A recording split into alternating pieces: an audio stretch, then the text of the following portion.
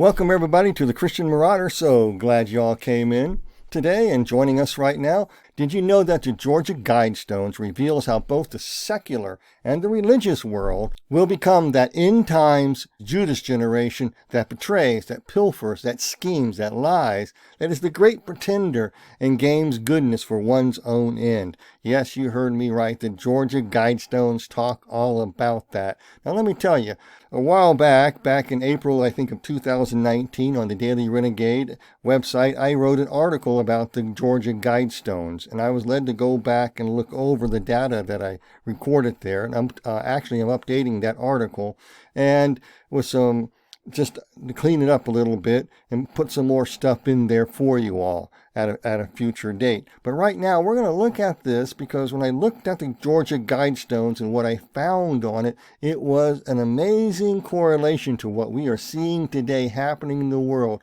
what I wrote about in 2019. So a lot of what I'm sharing with you is from 2019, what I wrote in those articles. This is nothing I just pulled out of a hat. This is something I worked on for quite some time. With that, let me tell you about the Georgia Guidestones if you haven't ever heard of them. The Georgia Guidestones is a granite monument erected 90 miles east of Atlanta, Georgia, in Elberton County. That place is shrouded in great mystery. Etched in these stones are 10 guidelines promoting population control, eugenics, globalism, one world government, universal world religion, radical environmentalism, as well as specific astrological alignments that mark the annual travel of the sun, the North Star. It also has a fully functioning sundial as well. A mysterious man who went by the pseudonym of R.C. Christian had this thing built on the behalf of a hidden select few that authored and financed the stones. The dedication date was amazingly March 22nd, 1980, and coincided with the last day of the pagan occult festival of Ostra, celebrating their vernal equinox, or the first day of spring. The spring equinox is a Sabbath holy day for witches and pagans worldwide. Doesn't matter where you're at, they practice this kind of thing with their different gods and so forth. It is a 2-day festival that celebrates the spring maiden, known as Ishtar, and the horn god Pan, ushering in the characteristics of a new season of balance used to create a new cycles of energy to hasten a new age of harmony, equilibrium, and balance and unity into the world, which oddly are written on the stones themselves in this fashion. Let these guidestones be unto an age of reason. And there are many eyewitness accounts of this festival, this dedication, and one of them was Reverend Cecil McQuaig. He stated that the Guidestones were beyond any doubt the work of a group of dedicated to the ancient cult of Egyptians who used this type of structure for sun worship. It was also attended by several self-proclaimed and well-known witches who, after the unveiling of the ceremony, stayed behind to perform an occult ceremony. These two occultists admitted they wore long purple robes, held a sword, used sandalwood oil, and to draw pentagrams on the face of each of the Guidestones. Okay? They then walked around the stones twice, chanting incantation to bring forth the purpose of the stones, which I'm going to quote from a book and from a source written at that time. Again, that will be in the end credits here. And they stated that the purpose of these stones was for banishing negative forces and again to invoke positive ones, for the purpose of channeling good and healing earth energy back into the world, based on the Hermetic magic principle that implies whatever is done on a small scale will have an effect branching into a global scale based upon the phrase as above, so below, to accomplish the miracle of the one thing. Now that's a lot of gobbledygook that most people don't even know about, but if you're ever involved in the occult world or the New Age movement, and you're now a Christian, you know exactly what I'm talking about, and you might want to warn some people about what these people are talking about, okay? One of the occultists mentioned how the relation of the central stone to the sun and the moon show a solar and lunar orientation, which refers to the male and female principle of the old religion, the yin and yang, the male being the yang and the female being the yin symbol, okay, which is known as the yin is the feminine, which brings in chaos and disorder, and you have the yang, the male symbol, that brings balance and unity and stability back in there, and they kind of balance and bring balance and equilibrium back into the world. They want to bring that to a head to unleash this on the nation. That's what it was about, and onto the world, from a small scale to a larger scale, to bring in chaos so they can have order, okay? That's what this is about. Due to its obvious occultic relations and dedication dates, the Georgia Guidestones were built by those involved in the occult. That is a fact. It's not fiction. It's well documented. So, folks, these were not just a monument, but they were also used as a conjuring point to unpack something, an esoteric message to future occultists, and how to conjure and bring forth the thing, equilibrium and balance, bringing forth a heck of a lot of chaos so they can build back better world. That's what it's basically talking about. That's their ideology in a nutshell for you. They want to bring forth a new world order out of all the chaos, okay? The Christian church is largely ignorant of this type of stuff. They really are, for various reasons. They don't want to touch it with a 10-foot pole, or they're too busy doing other things. But we are called to bring to light what is done in darkness, as Ephesians chapter 5, verses 11 and 13 says. And I'm reading from the ESV, the English Standard Version, says this: "Take no part in the unfruitful works of darkness, but instead expose them. But all things that are exposed are made manifest by the light, for whatever makes manifest is light." Folks, we got to expose this stuff. We're called as believers to, not to hide our head in the sand. We have to warn people about this stuff, okay? In doing so, I'll explain why. In doing so, we can wage an effective spiritual war, as Ephesians 6 verses 10 through 18 talk about. We can focus our prayers, we can focus our intercession, and this requires that Christian researchers, apologists, or apologetics people, ministers, lay people, for some of them who are called to do this, to investigate this type of darkness, not to participate in it or glorify this diabolical evil, but for the purpose to expose it, to tell the truth about it, to warn of their plans and schemes that these ceremonies produce, and what they're doing, how to combat it through the blood of Jesus, in the name of Jesus, and a host of other spiritual warfare type of weapons and prayers there, and identify where we are on God's prophetic time clock that's found in the Bible, because it's ticking down. This is all about bringing forth a one world government. That's very important in Christianity, folks, to understand where we are in the prophetic time clock, because the time clock is kicking in real big time. Have you noticed a push for one world government to build back better? Right. I think some of you have got it. Okay, the Georgia Guidestones tell us what evil is to come upon the earth, the chaos they'll watch for in the last days, in order to bring this new world order about of stability by somebody coming forth. This is found in the numerology involved in the Guidestones themselves, folks. Why is this important? Well, folks, there is a code written into the Georgia Guidestones based on the occult Chaldean numeric meaning of its numbers that exposes in detail the sinister shape of things to come. How do I know this, that they use the Chaldean system? Well, the short answer is all roads indeed lead to Babylon, because it's written on the stones themselves, or what language they're talking about.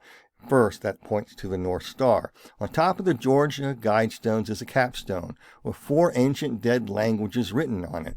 These languages consist of the Babylonian cuneiform text, okay, which faces north, Classic Greek, which faces east, Sanskrit, which faces south, and ancient Egyptian hieroglyphs faced west. Each language translates, "Let these Guidestones be to an age of reason." Okay, folks, that's what it says. And get this, folks, the 4 elemental spirits of fire, water, air, and earth are also associated with the same directions. Air is to the east, water is to the west, fire to the south, and earth is to the north. And so you can imply that there is a fifth element they want to bring forth out of something. They want to bring forth a spirit to unite the world into an age of reason, folks. And well, I'll explain in just a minute here. The Babylonian cuneiform text faces north for a reason, and that reason is actually defined in Isaiah chapter 14, verse 4 through 23, which concerns the king of Babylon who seeks to overthrow God's throne, known as Lucifer. He cried out in verse 13 that he'll make his throne on the sides of the north, okay? That's how you can interpret this from a biblical perspective. So right away we have the four occult main elemental spirits associated with one common language in order to bring forth, to let these Guidestones unleash and unpack on earth Luciferain reason. I'll explain that in a minute. To help you understand what is going on here, we need to unpack all the Chaldean shades of meaning of the number 4. Now the question comes, why number 4? Well, the number 4 stands out. How? Well, the answer to all this is etched into the 4 sides of the capstones, and you have 4 ancient languages written. The capstone then supports 4 large major stones. Each is engraved with a message concerning the guiding principles, how to get to a new age of reason, and how to maintain that. Next, the sides of each capstone faces the 4 cardinal directions of north, south, east, and west. Each cardinal direction is associated with the elemental spirits of earth, air, water, and fire, all supported by one central column stone. It's called a Seth stone or a phallic stone. Therefore, due to the emphasis on the number 4, it is important to find out what the Chaldean number 4 means. Why? Because that is what occultists would do when they would see this. They would see it. They would know them automatically about this.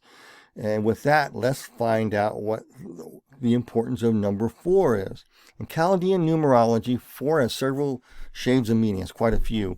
One involves its planetary meaning in its relationship to both Earth and the Earth goddess Gaia, okay, who rules and influences and initiates on how to have Earth, Gaia, give one favor and success and gain new ideas on how to rule the Earth by building really detailed, dependable structures and constructs to square what is known as square the circle, are also called squaring of consciousness. Now, what does that mean? Squaring the circle is all about uniting heaven and earth through a personal incarnation to enter the new age. This is about a Luciferain new age concept of creating a Christ consciousness for all of the earth to live by in order to achieve the universal harmony and balance on earth. A new age after the utter destruction of the old as achieved, because it's order out of chaos. We saw this idea in the dedication date, the spring equinox, celebrating the spring maiden and the horn god Pan, ushering in the characteristics needed to bring forth a new season of balance and cycles of energy needed to hasten the new age of harmony and equilibrium, a new age of reason, to birth forth the 5th element of spirit into flesh, called the Antichrist. Okay, just let your mind wander. The other Chaldean shades of meanings for the number 4 uncannily correlate to what we're witnessing today with its cancel culture, wokeness, global government push. Well, you ask, how so? Let me answer that. The Chaldean number 4 has other shades of meaning that are follows. Well, the first one is using every means possible to possess property, material, to increase one's position in society. You see a lot of these highfalutin billionaires buying up lots of property and farms up. They're coming around trying to buy homes out from people. And I'm just telling you, just think about that. The third occultic shade of meaning of the number 4 is about using firmness and force and resolve to create security and stability by bringing associations, syndicates, groups, confederations, businesses to form a ruling, enlightened oligarchy, all in harmony and unity, who use every means to possess property, material to increase their position in society so they can control things, okay? The 4th shade of meaning for the number 4 is all about developing a practical nature through self-discipline. Traditional routines are occultic rites here, to create spiritual energy from the earth, from Gaia, okay, by means of Gaia, for change that comes by working in unison to construct a new order, a new practicality, a new stability, a new peace, and a new safety through the steadfast endurance and never turning right or left, and have the self-discipline, the gun for it, no matter the opposition or what the opposition says in truth. They're going to do what they're going to do. It doesn't matter about the consequences. They got it, they see it, they put it in, they put the pedal to the metal, and they're screaming down the highway. That's how these people think. Have you seen any of that lately? In standard tarot card system, which is some of the Chaldean system is based upon, 4 is the emperor used for divine overcoming, which means number 4 is all about divine overcoming or some type of intervention, okay? So, as noted, we have 4 languages written on top of the stones indicate a divine overcoming that comes by bringing all into harmony of one language that launches all into a new age of reason. Okay, sounds wonderful, right? How? How is this to be achieved is further unpacked in the 6 stones used in the monument. One is a capstone that rests on top of one central pillar, that Seth shape, and 4 supported stones that help support everything. They all balance each other. They're all in balance. This provides a simple math formula that you can use to find the numbers and their Chaldean numeric meanings like this. You have one central pillar plus one capstone plus the 4 main support stones, and you get 6 as the total. Okay, you're following me? The central pillar is 1, which is the root number. Why? Because it supports all the other. That's that Seth stone. And that supports the capstone, which you get 1 capstone. You add those together, you get the number 2. You add 4 stones of the same dimensions to the 2 other stones I just mentioned, and you get the total of 6. Okay? So you have these numbers and their occult meanings to work with here. So you have out of the Chaldean system, so which are 1, 2, and 4. Okay? And you get the sum of 6. And they reveal the intent and the plan of those who built it, and to use it for occult purposes and to guide into esoteric knowledge for future occultists to continually chant and dance around these things and draw pentagrams on it and do whatever they do, okay, for a purpose to release the thing into the earth, to bring forth a new world order, okay? To find the correct number meanings, you need a context. You can't translate this without a context. And the people who built it actually left us the context with lots of things. And so the book I was quoting earlier is this book, okay? And it's a book entitled The Georgia Guidestones by the Elberton Granite Finishing Company, 1981. Released on its dedication date is where we find the context by the very people who shaped and worked the stones and engraved it. So what better place to look for a context so you know how to translate the numbers, because you got to have that. If you don't, it don't work. So on page 30 of the Georgia Guidestones by the Elberton Granite Finishing Company, it says, and I quote, "The universe is put together by divine reason. Man is privileged to emulate the great architect by ordering his small world according to the rational faculty which he has been endowed. The compass of reason, when rejected, leaves the individual adrift in a stormy ocean." If you're wise, you'll recognize and you'll see the Chaldean number meaning for the number 1 implied, because this is like the Seth stone. This is its purpose here. This wraps it here. And if you're wise enough, you'll see order out of chaos in that one sentence as well. So the Chaldean for number 1 means this. It means the dominant one. Our dominant leaders, endowed with the male principle of dominance and aggressiveness and individualistic, who are creative, they're original thinkers, they're independent, and they're not swayed one iota to anybody's opinion, not even swayed to the truth, in order to carry out this divine purpose. So, what are they talking about? Let's find out. Next, on page 17 of the book, The Georgia Guidestones, it reveals what their purpose, and I quote, "We must make humanity aware that acceptance of compassionate, enlightened reason will let us control our destiny within the limits inherent of our nature." I'm not talking about you or I controlling our nature. It's about them controlling our nature. You got to look how it's written and really think about it. You'll see that in there. So we find a direct link to definition 1 in that as well, in that page. Well, the number 1 refers both to the great architect and those under him being the dominant ones, serving one whom they call the great architect of the universe, who is Lucifer, the devil, by using his enlightened illumination through them in order to control it all. Very simple, not too complex there. So with that, let me show you how this illumination works, which is actually described in the numbers 2, 4, and 6. So keep tracking with me.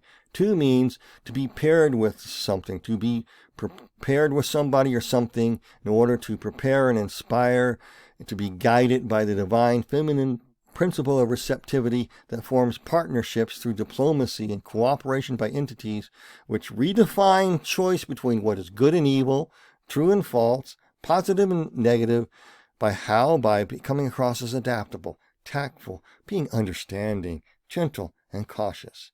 Remember, this is the chaos principle. The feminine offers disorder and chaos. And if you're nice to it, you get some, it's adaptable and it kind of mothers you, okay? I'm just kind of showing you how this works here. This is all brought about by one of the meanings that the number 4 means, and it means this: making laws and systems to change consciousness per season, to create order and firmness, security and peace, stability and safety through self-discipline, and by building detailed, dependable coalitions in order for divine overcoming of the existing order. Got to bring it to ruin, and out of the ashes, you raise it back. You build it back better. That's the idea. So on page 17 of the Georgia Guidestones matches that concept to a T. And I read from that Georgia Guidestone pamphlet here, written in 1981, and I quote, "The mysterious sponsors behind the Georgia Guidestones explained their reasons for the monument. It is very probable that humanity now possesses the knowledge needed to establish an effective world government. In some way, that knowledge must be widely seated in the consciousness of all mankind. Very soon, the hearts of our human family must be touched and warmed, so we will welcome a global rule of reason. The approaching crisis makes mankind willing to accept a system of world law." That's the idea. This is brought forth through the Chaldean number meaning of the number 6. And 6 means spiritual energy that enlightens through conscientious healers, teachers, lovers, counselors who instruct humanity on harmony, truth, justice, and a sense of balance into his or part of the world, to draw others in by showing understanding on how to be socially responsible to a global collective family through service, through love, compassion, counseling, psychology, healing, creativity, so all walk the divine path that are written on these stones, okay? And on page 17 of the Georgia Guidestone pamphlet here, and I quote, verifies that very definition, okay? And it says it like this: "A first step will be to convince a doubting world that such a society is now possible. Let us keep in view enduring appeals to the collective reason of humanity. Let us draw attention to the basic problems. Let us establish proper priorities. We must order our homes here on earth before we can reach for the stars." Also on page 21, it substantiates it as well. "We suggest that scholars throughout the world begin now to establish a new basis upon which later generations can develop a totally new universal language for men and machines. It will be adapted to our speech mechanisms and to the language faculties and patterns impressed in our nervous system." This is written in 1981. Let's go to modern date. Klaus Schwab is talking about how to travel to the stars, and he talks about a lot about space travel. A spacey guy talks about space travel. What can I say? But he's not that spacey. He knows what he's doing here, because he wants to what? Put the internet inside of human beings, develop technology to make you a transhuman. And here we have that in that language, and they want a universal language for men and machines. Okay, it will be adapted to our speech mechanisms. Hello, Alexa. You ever notice anything like that? And to the language faculties and patterns impressed upon our nervous systems. This is all about control, folks. It's a camouflage. These people have been planning this for years. You don't believe me? Go read Jack London's book, The Iron Heel, 1984, The Brave New World, and a few other novels as well. On page 19 of the Georgia Guidestone pamphlet, and I quote, "Our thoughts reflect our analysis of the problem of confronting humanity in this dawning of the atomic age. They outline in general terms certain basic steps which must be taken to establish for humanity a benevolent and enduring equilibrium with the universe." Everybody go hum. Please go hum. Okay? With that background from those who built these in mind, we can translate what these occultic purpose of the Guidestones are, and what their purpose is to unleash into the world that lines up with the purpose of those who built to unite people to Lucifer and this idea that they have of a one world government. And we'll find out more about this in just a second here. So with that, what I'm going to do is just going to use the 6 stones here. So you have the dominant stone, which is the Seth stone. Then you have the capstone, and you have the other 4 stones. You have 1 plus 1 equals 2. And you have 4 stones there, and you add those together, you get 6. So you got 1, 2, 4, and 6 to translate. Let me translate what these numbers mean. When I did this, I was blown away. I didn't really expect to find anything. And I'll explain later why I even did this, because I did not want to do it, and tell you the truth. And I don't even know why God had me do it, but he did. But this is what it says, and I want to show you. This is what it means. Number 1, the dominant one, the great architect. To all his allied enlightened leaders endowed with the male principle of dominance, who are aggressive, who are individualistic, creative, who are original thinkers, who are independent, they're not swayed by any opinions to deviate, to carry out the divine purpose written on these stones for an age of reason.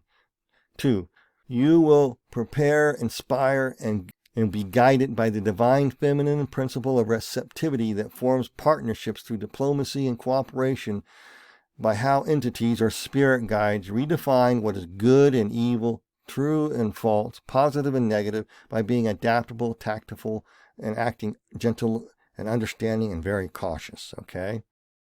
Number 4, by making laws and systems to change consciousness per season, to create order, firmness, security, peace, stability, and safety through self-discipline, and by building detailed, dependable coalitions like businesses and corporations formed to undertake an enterprise beyond the resources of any one member for the divine overcoming during the 4 practical seasons of the earth. The number 6 meaning here, by which you train enlightened, conscientious healers, teachers, and lovers and counselors who instruct humanity in harmony, truth, justice, and a sense of balance to draw others into the plan by showing understanding on how to be socially responsible to a global family through service, love, compassion, counseling, healing, creativity, so all walk the divine path to godhood. So the plan is actually outlined in the 10 occult commandments written on the 4 major stones that point to the need for chaos to bring forth stability. If you don't believe me, let's look at these. Their first commandment is maintain humanity under 500 million in perpetual balance with nature. Okay? That means they got to kill a lot of people. Number 2, guide reproduction wisely, improving fitness and diversity. Number 3, unite humanity with a living new language. Number 4, rule passion, rule faith, tradition, and all things with tempered reason. Protect people and nations with fair laws and just courts. Let all nations rule internally, resolving external disputes in a world court. Avoid petty laws and useless officials. Number 8, balance personal rights with social duties. Number 9, prize truth, beauty, love, seeking harmony with the infinite. Number 10, be not a cancer on the earth. Leave room for nature. Leave room for nature. Okay. These are the Guidestones' 10 Commandments. It's all about destroying God's order. They are dead set against the 10 Commandments, okay? They want to rip them and destroy them and replace them with their own, okay? They're doing so in a reverse order. As above, so as below, okay? So you have to flip the 10th commandment to where their first commandment is, and you stack that under them, and you'll see what they're trying to reverse. So I'm going to go through these again, and I'll show you what I mean. So the Georgia Guidestones' first commandment says, maintain humanity under 500 million in perpetual balance with nature. This mocks the 10th commandment, where it says, thou shalt not covet thy neighbor's goods. And you go, wait a minute, that doesn't sound like it's related. Yes, it is. Well, let's find out how. To do this requires the elimination of 7+ billion people. Why? Why would they want to do that? To take their wealth, their land, for a new world order, so it can function by a ruling despotic oligarchy raised for this purpose, who's so-called noble and just, who solidify this through a one world leader over sustainable control of the serf class. Okay, they own all the land and wealth. Klaus Schwab of the World Economic Forum famously quoted in a video that's still out there, look for it, and he said, you own nothing and you'll be happy about it. And you only rent. Okay, it also flies in the face of Genesis chapter 1:26-28, which tells us to reproduce and multiply, not decrease. Okay, that's why they're doing it. They want to undo reproduction, and they want to have a stratified top 1 to 2% will rule the rest through a structure. They'll have some structure, maybe 3 classes of people, them, sort of a new middle class, and the serf class who farm and get all their goodies and do work in the factories for them for all their wealth. Very stratified. You own nothing, and be happy about it because they own everything. Okay, they feed you, out of the benevolent goodness of their heart, you filthy serf. That's their attitude. So Georgia Guidestone, second commandment, means guide reproduction wisely. Sounds good right away, right? Improving fitness and diversity. How can anybody argue with that? Okay. Well, this mocks God's 9th commandment. Thou shalt not covet thy neighbor's wife. Thou shalt not covet thy neighbor's wife. So how in the world is that second commandment, guide reproduction wisely, improve fitness, diversity, mocking God's 9th commandment about don't covet your neighbor's wife? Well, let me tell you why. Well, women give birth. Thus, they are coveting after the role of women as mothers. Why? To stop procreation that God desires and mentions in Genesis chapter 1:26-28. Also, the coveting of the unborn fetus through harvesting of these as well, under the guise of helping humanity through DNA, fetal manipulation, to improve better health and diversity, and also they want to implement sterilization. Okay, to keep the serf class from getting too big to overthrow them. Okay, it's all about control. It's about them maintaining control. So they're controlling what? The human population, and they're controlling reproduction. Okay, in the book of Daniel, it talks about the Antichrist and his system is going to be opposed to women. Just think about it. Roll that about in your mind for a second. So, to guide reproduction wisely, improving fitness and diversity is also about eugenics. That was involved in creating a master race, the perfect human, that the Nazis tried, and thank God they failed in that. And also guides reproduction wisely by a full control over the gene pool under the guise of improving human fitness and creating a new diversity by altering human DNA with transhumanism, like it said in the Guidestone manual I mentioned earlier, that blends the biological with the electronics. Okay, so a small number of people will live longer, referring to the elites, but the serf class will be selectively sterilized and bred to ensure that no authorized births can occur, so they can keep a lid on things so nobody overthrows their perfect world again. Okay? Georgia Guidestone commandment number 3 says, unite humanity with a living new language. This mocks the 8th commandment of God, thou shalt not bear false witness against thy neighbor. How? Let me tell you how. To unite humanity with a living new language bears false witnesses to attack opponents and to character assassinate them. You want to unite humanity with a living, non-offensive language. So take gender pronouns out, okay? Make people go crazy, because writers will go crazy. You can't say he or she said. You have to say birthing person said. And that might offend somebody later on, so they have to go back to the editors and write I don't know how many additions to their books for this critical, they have this living new language, politically correct language, and also they will bear false witness against people and their character. They want to deny your gender, all kinds of things, and use that as means to attack people, like you're a bigot if you don't do this or that, okay? So they want to use language to attack people with this new language. They want to destroy all other languages and substitute it with their own language so they can shape your mind and shape culture into be obedient, good little serfs, okay? In fear and intimidation that if you say the wrong pronoun, you may go to pronoun jail or something, okay? This new language is also a reversal of what happened in Genesis chapter 11 in Babel. If all spoke the same and be of the same mind and heart, nothing will be impossible for them. That's what it says there. So if you change a language to critical race theory, Marxist politically correct speech that bears false witnesses against people of all races, this is done in order to weed out those who will comply and obey, and those who will not, who will be set up to be re-educated or eliminated later on. These guys have no morality whatsoever. The Guidestones' 4th commandment says, rule passion and faith and tradition and all things with tempered reason. This mocks and violates God's 7th commandment that says, thou shalt not steal. So you go, how's that related? Well, it's pretty simple. The Georgia Guidestone commandment stresses the need to use tempered, hardened Luciferain reason to destroy those who oppose them by stealing their passion away, robbing them of their faith, destroying their traditions, destroying their foundation, destroying their logic, destroying their reason, robbing it from them. Is that happening? Alice Bailey said in The Externalization of the Hierarchy on page 278 and 279, a new age comes by the coming of new ideas, the new civilization, the new modes of life, of education, of religious presentation, and of government is inevitable. Page 279. They can, however, be delayed by the reactionary types of people, by the ultra-conservative and closed minds, and those who cling with determination to their beloved theories. They are the ones who can and do hold back the hour of liberation, okay?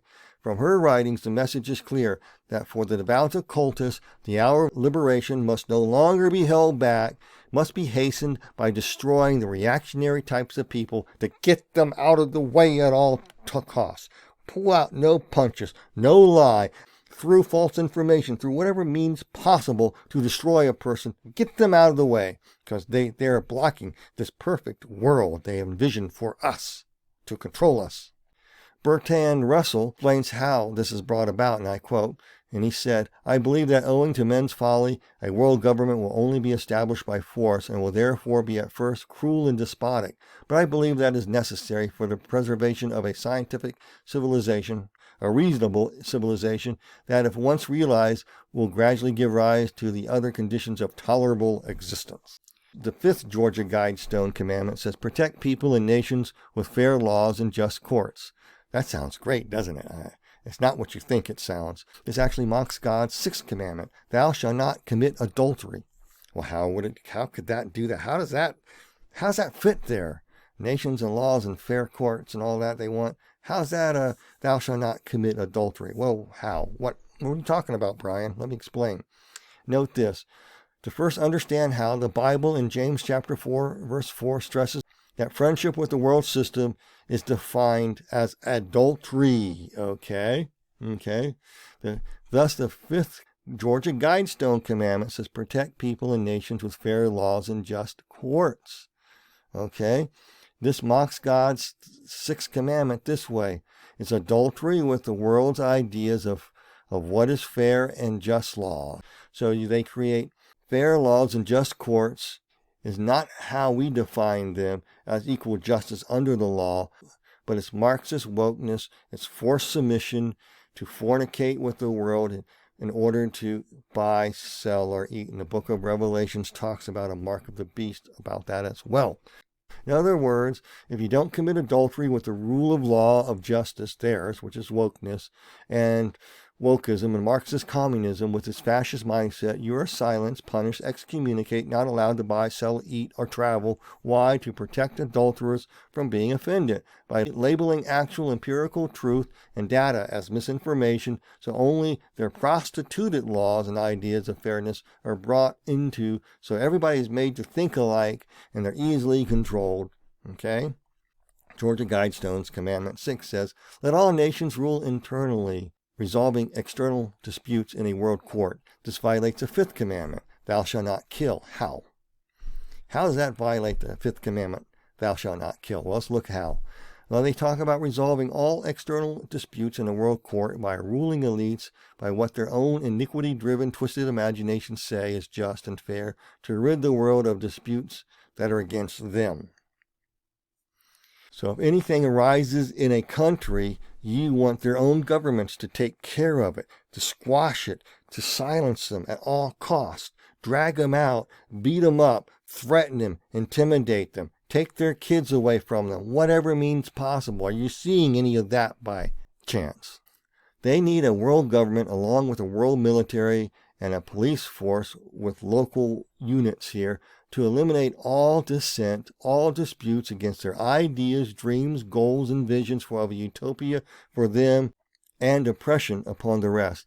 Basically what they're saying, if you do not fornicate with the world system and culture, you'll be snuffed out.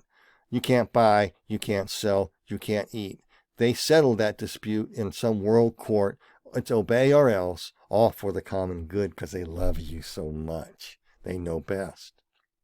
To Georgia Guidestones, Commandment 7 says, avoid petty laws and useless officials. That sounds great, but this mocks God's 4th commandment of honoring thy father and thy mother.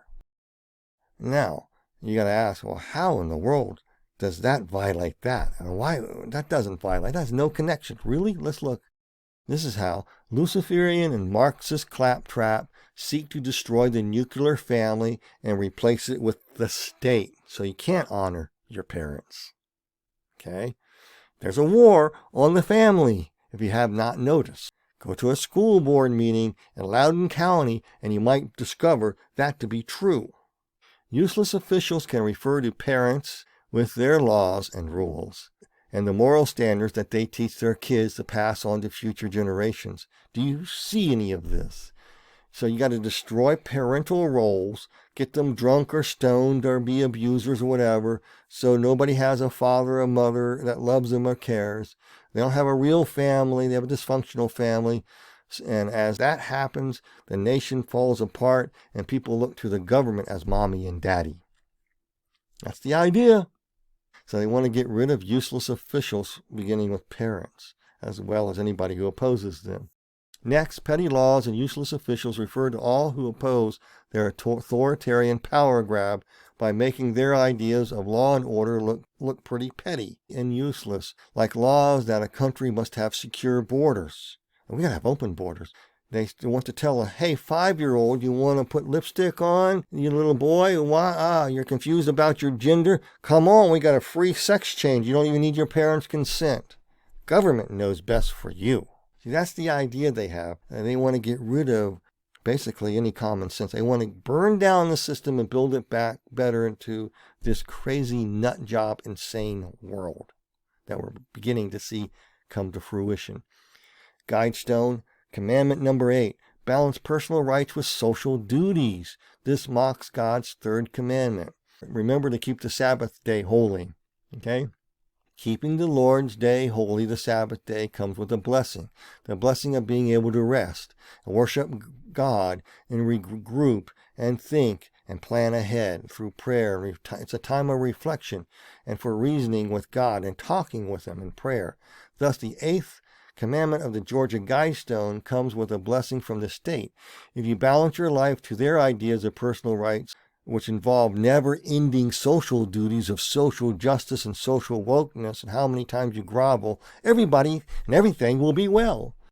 There's no rest in their law at all. It involves a continual shifting of the goalpost to balance personal rights with social duties, social justice, or else you are a bigot, the enemy of the state, and need to be snuffed out if you do not comply, okay? Because you will never be able to complete your daily social justice score and your duties of self-abasement for the color of your skin to a bunch of elite control freaks, as that is what is defined as what your personal right is. In Georgia Guidestones, Rule 9 says, prize truth, beauty, and love, seeking harmony with the infinite. Woohoo! Sounds really cool, right? Well, this mocks God's second commandment, thou shalt not take the name of the Lord thy God in vain. Well, how does that correlate? How does that fit? You prize truth. Well, whose truth? Their truth that changes from day to day? Their truth is relative to the person. It doesn't matter. You can say all you want. When you go out and you look at your tire, there's a nail in it. The truth is, there is no nail in my tire. I can drive on that forever. No, the truth is, objective fact, truth, reality of the matter, the standard by which you live by, says there's a nail in your tire and you keep driving, your tire's going to go flat. You got to change it. No, I don't. All right, my truth says there's no nail in that. This will work. This will work at all costs. Even when the Marxist system is proven to failure at all costs, their idea is they destroy the West and then collect all their money, then it will work. Okay, that's their idea. But they can't see reason. They can't see anything. They can't see that will not work. They can't see that social justice doesn't work. That critical race theory is just racist. They can't see that. They think it's their truth, and that's the guiding principle that everybody has to live by. All those are flawed systems that do not work, to produce envy and hurt lives and wrecked economies. What people don't realize is that there's only one truth, and that is the standard which reality is measured by, and that measurement comes from how God defines things. He gave that in the Bible through the Ten Commandments. He left a book, the Bible, that shows that love has boundaries in order to be just. And he allows you free reason and even to debate and disagree with him. Okay? The left has none of that in it. The Georgia Guidestones' 9th commandment denies all this because their truth, love, and beauty is relative to the whims and rules of those who make the laws to control you. God reasons with you. They seek to control you and accuse God being of authoritarian when they are the authoritarians. Do you see what I'm talking about here? They want you to prize beauty and love as defined by who? Marketeers, by body image, by how much booze you can drink. Think that. Think what the world and the culture is passing off as beauty. Body shaming, okay? And body types, and love as lust and adultery, defined by these marketeers, by these rich oligarchy. Let's look at the Georgia Guidestone number 10. Be not a cancer on earth. Leave room for nature. Leave room for nature. This mocks God's first commandment, which says, I'm the Lord thy God, thou shalt not have strange gods before me. How does the Guidestones number 10 violate that? Well, it revolves about worshiping and serving the earth Gaia. Serving her, that alone violates the first commandment. Have you noticed about climate change is actually more of Gaia worship than anything else? Have you noticed that? They want to put strange gods in front of you. Okay, they don't want you to be a cancer of the earth. They want you to worship and serve the earth rather than the Creator. It don't promise very good for those that do that, nor does a society. It collapses. So folks, let's just wrap this up real quick. So how does this fit with preparing the world for a Judas generation? It turns people to betray God. It teaches people to betray each other through false witness, to attack somebody who's innocent, who wants the best for their country or for the best for the kids as the enemy. Do you see that? It's destructive, what they're producing here. And what they want to do is release chaos in the world so their New Age Messiah, called the Antichrist, will come forth. Now, if you look at the Georgia Guidestones and know that the Seth pillar and what that means, that is a phallic symbol. It is all about birthing something out of the abyss and bringing that one to come forth into the world, to rule it all, to add the stamp of approval to a ruling oligarchy, to bring reason, that their reason is the only reason there is to rule the world. Anybody who opposes them has to be gunned down, shamed to in compliance. It's like the communist NKJV secret police chief of Stalinist and Leninist Russia said that Give me a man, I will prove a crime. That was his philosophy. Any man, I can prove a crime. I can prove that he committed a crime. That's the idea of this guy. So folks, if you're a Trump supporter, if you believe in protecting your kids, you're now a domestic enemy. Okay? You're seeing things like this unfolding. You're seeing this stuff. That is why the Georgia Guidestones help bring forth a message on how to make the entire world to portray each other, for governments to portray their own people, and for the church to portray God, for one world church. With that, I'm going to conclude with that, because next week we'll pick up right there. I think I might talk more about the Georgia Guidestones and give you the interpretation from the weights and measure, and you'll see from that those number meanings and those math formulas there that are found in that will match exactly with what you're seeing happening before our eyes today. With that, let me close this out and say that censorship is really a real thing. I like people to look at Josh Peck's Daily Renegade website, because there will come a time when the censorship will get so hard that you'll have to go to websites like Josh Peck's or other sites in order to get content like this. Okay? So just consider becoming a member of the day. Also, look at your screen and you'll see my contact information. If you'd like to help me out and support me, all my contact information is on there, as well as my book title as well. You can help support me by my book. You can help support me by PayPal account and stuff that is on that screen right now before your eyes. With that, I want to ask you all to be blessed in Jesus' name. Amen.